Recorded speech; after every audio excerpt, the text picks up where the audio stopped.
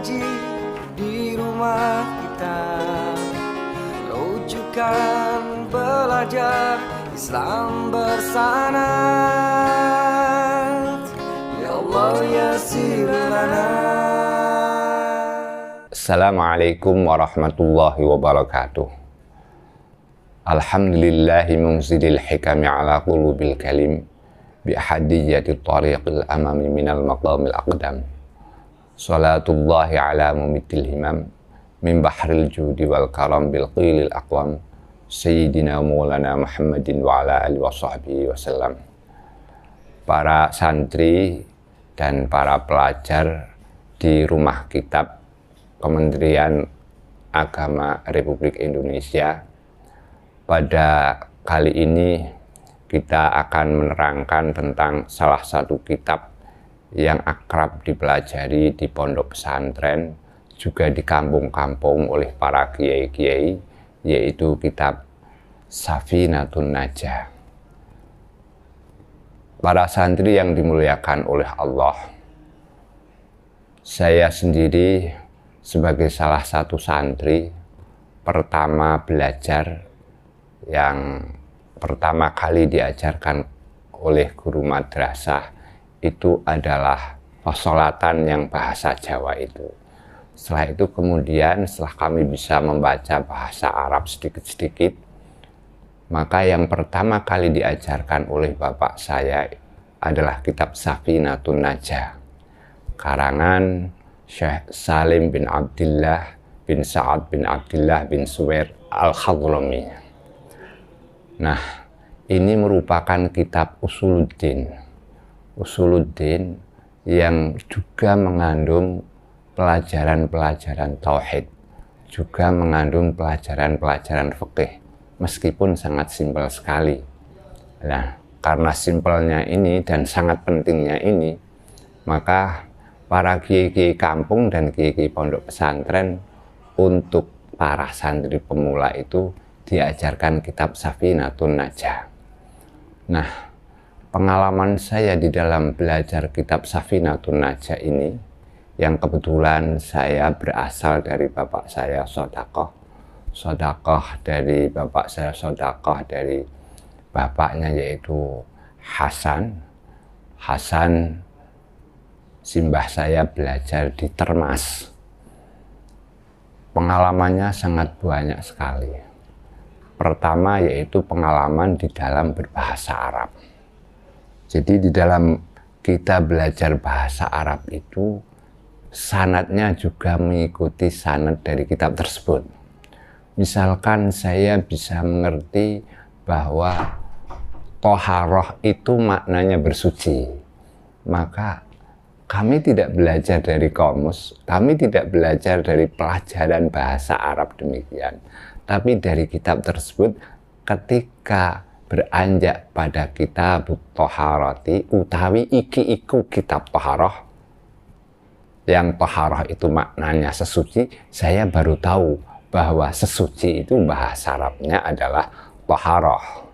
Kemudian istilah-istilah yang lain, saya tahu kalau bahasa Arabnya mandi itu huslun, ya ketika belajar dari Safinatun Najah ini, ketika masuk dalam babul husli, saya tahu bahwa bergosok-gosok, menggosok itu bahasa Arabnya dalku.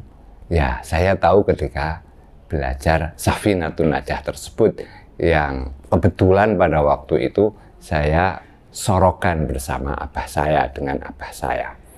Nah, kenapa kitab ini dianggap penting dan diajarkan di pemula-pemula dasar para santri-santri itu?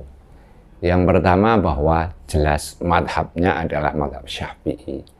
Artinya seorang beragama itu harus memiliki karakter madhab yang pertama kali untuk amaliyah. Jadi karakter madhab jangan sampai dilupakan.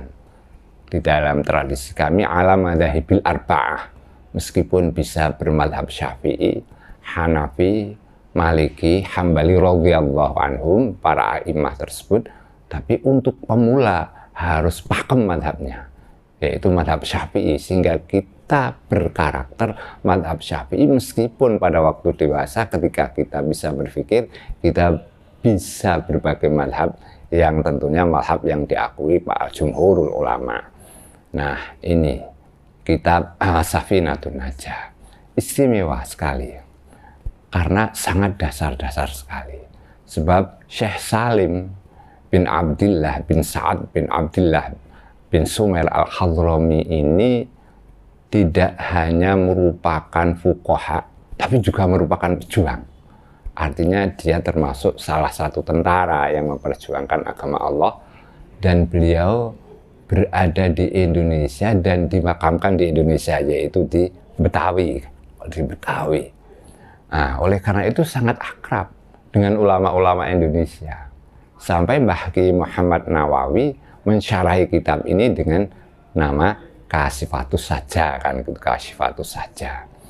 Nah, ini kitab yang sangat istimewa, artinya kitab yang membumi dan mendasar. Nah, di dalam kitab ini tidak begitu panjang lebar dibahas bab-bab fikih itu. Bahkan kitab ini membicarakan masalah tauhid, setelah itu masalah toharoh, masalah sholat, masalah puasa, masalah zakat, sedangkan tidak ada kitabul haji, tidak ada, apalagi kitabul buyu, apalagi diakhiri dengan kitabul idqi, sebagaimana dalam tradisi fikih-fikih Syafi'i yang lengkap diakhiri dengan kitabul idqi. Tapi ini hanya sampai pada rukun Islam saja, toh tidak membahas masalah haji. Ini artinya apa? Bahwa ini adalah fikih terapan yang segera harus dimengerti oleh para pelajar. Ini sangat penting sekali, sehingga para pelajar itu tidak gelambiar, istilahnya tidak kesana kemari pemikirannya. Ya pokoknya sebagai orang muslim yang pertama, saya harus punya tekad yang benar. Saya harus bisa thaharah, saya harus bisa sholat. Kalau saya punya harta harus bisa zakat. Saya harus berkewajiban saum sejak saya akil baligh. Namun untuk haji ini kan harus ada syarat istita'ah. Syarat istita'ah ini nanti kebanyakan para pelajar itu belum istita'atul haji. Maka di sini tidak dibahas oleh beliau. Apalagi sampai kitabul muamalah, kitab buyuk dan lain sebagainya, masih pelajar. Dalam hari ini masih kecil, tidak perlu untuk kitabul buyuk. Maka dari itu beliau hanya meringkas pada bahasan-bahasan tersebut. Nah, ini sangat penting sekali. Artinya apa? Artinya mayyuridillahu bihi khairan yufaqihu fiddin. Kama qalahu Rasulullah sallallahu alaihi wasallam, rawahu Imam Bukhari dan Imam Muslim radhiyallahu anhuma. Bahwa anak-anak atau pelajar-pelajar itu pertama kali harus mempelajari agamanya. Agama yang paling dasar di sini, panduan kitabnya adalah kitab Safinatun Najah tersebut. Di kampung-kampung, di kampung saya itu juga diajarkan kitab Safinatun Najah ini, meskipun dengan bahasa Jawa atau makna al-muta'alliq bil mu'allaqah bil jawiyah, yang makna gandul itu, makna gandul dengan bahasa Jawa. Nah, tentunya saat sekarang ini bisa disajikan oleh teman-teman yang sudah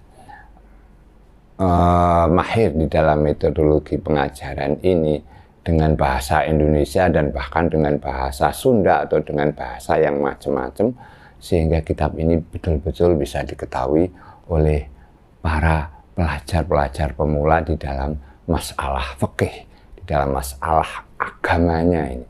Jadi sudah cukup ini.